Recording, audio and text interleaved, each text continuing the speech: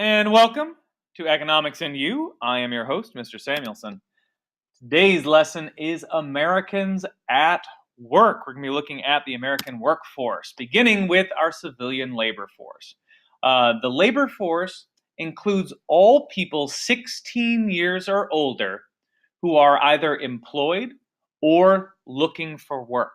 So those are a couple of qualifications that's important for us to know when we look at the labor force.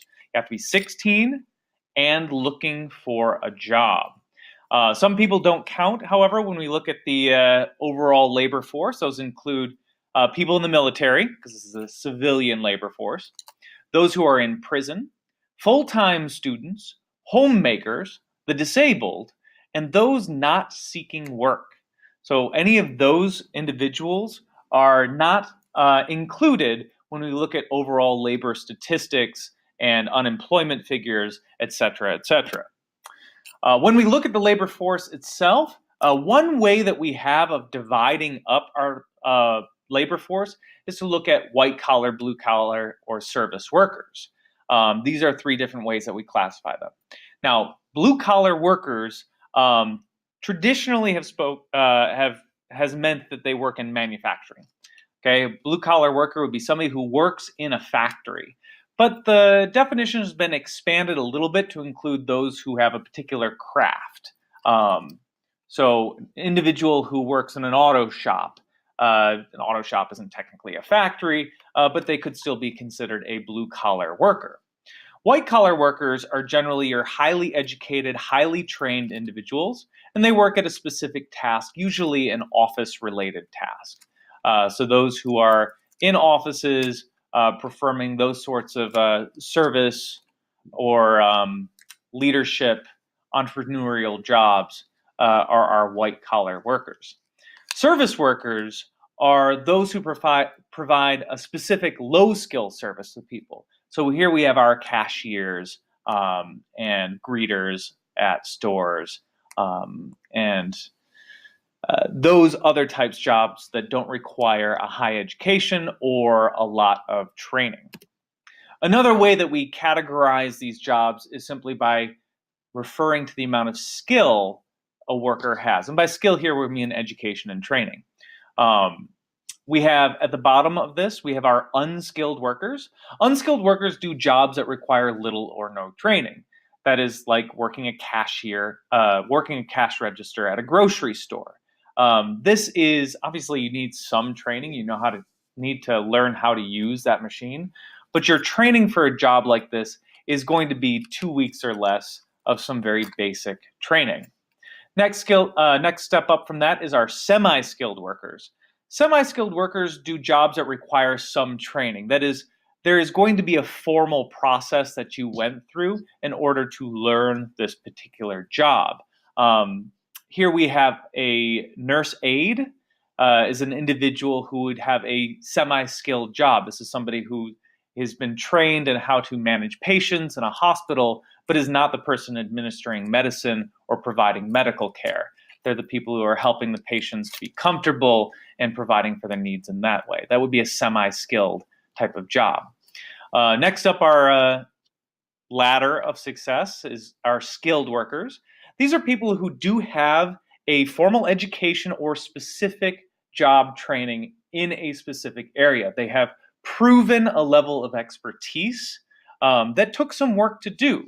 Here we have our plumbers, our electricians, our police, our fire safety, our EMTs, those are emergency medical technicians.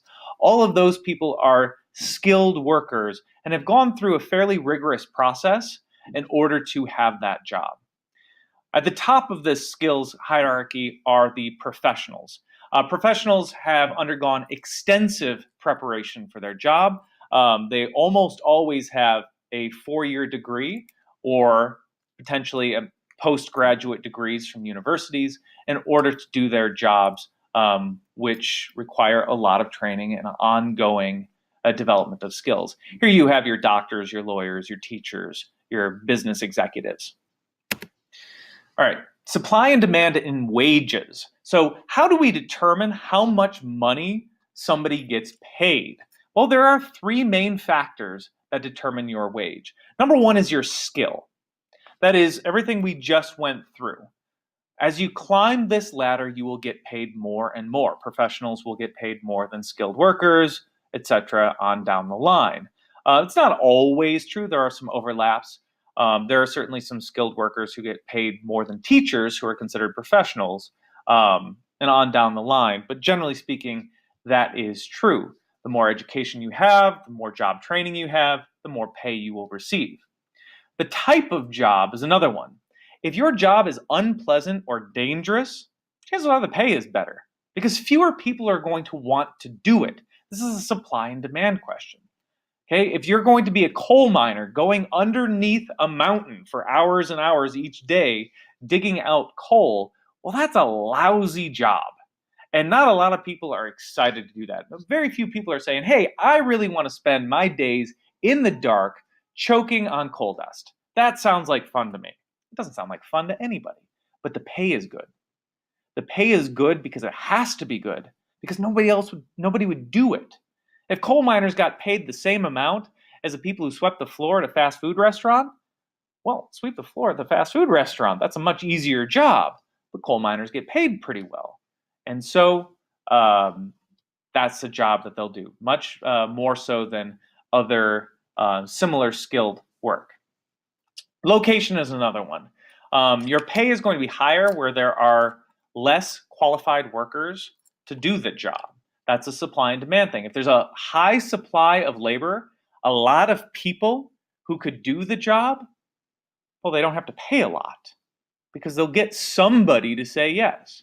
But if there are very few people around that can do a specific job, if the supply is low, then you have to pay more to convince somebody to come and do it. Those are principles of supply and demand when it comes to wages. Now, we also have restrictions on wages and some certain things that are important for us to know. Law of supply and demand is going to impact these.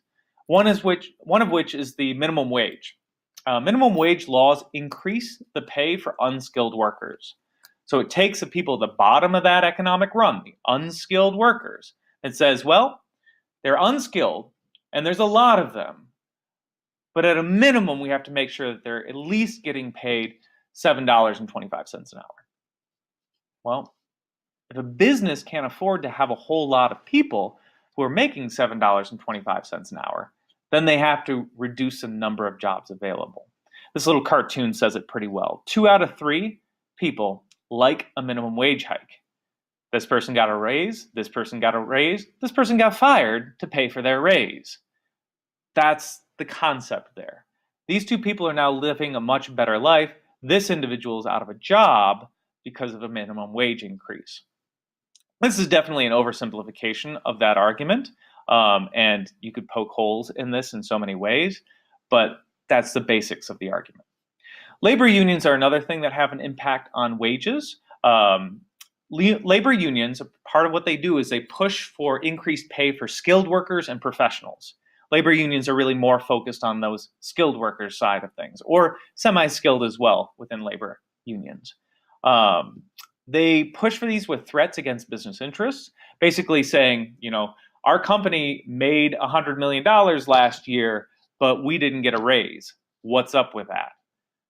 If you're going to not respect the fact that we are a part of this company and we helped make your company so profitable by giving us better pay, then we're going to walk out.